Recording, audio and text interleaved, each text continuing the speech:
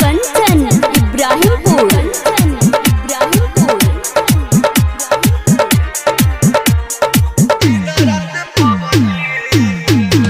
तोहके भूले खातिर लबदी रे खेली दिन रात पबजी रे।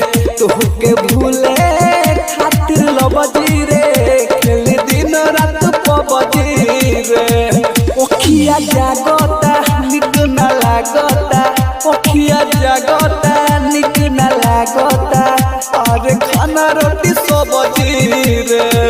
तोहके भूले खातिर लबदी रे खेली दिन रात पबजी रे। तोहके भूले खातिर लबदी रे रोज खेलतानी पबजी रे। अब कमा के छोड़बे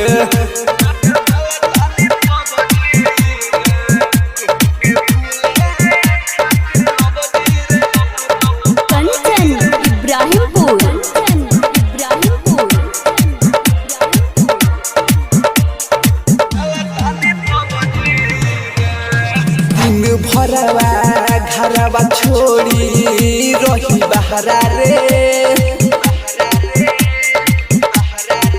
हो प्यार कोई के धोखा दी होले जखम गहरा रे। हो दिन भरवा घरवा छोड़ी रही बहरा रे। हो प्यार कोई के धोखा दी होले जखम गहरा रे। सुन तोरा चक्कर में पिटता रे बाबूजी रे। तोहके भूले खातिर लबदी रे खेल दिन रात पबजी रे। तोहके भूले खातिर लबदी रे खेल दिन रात पबजी रे।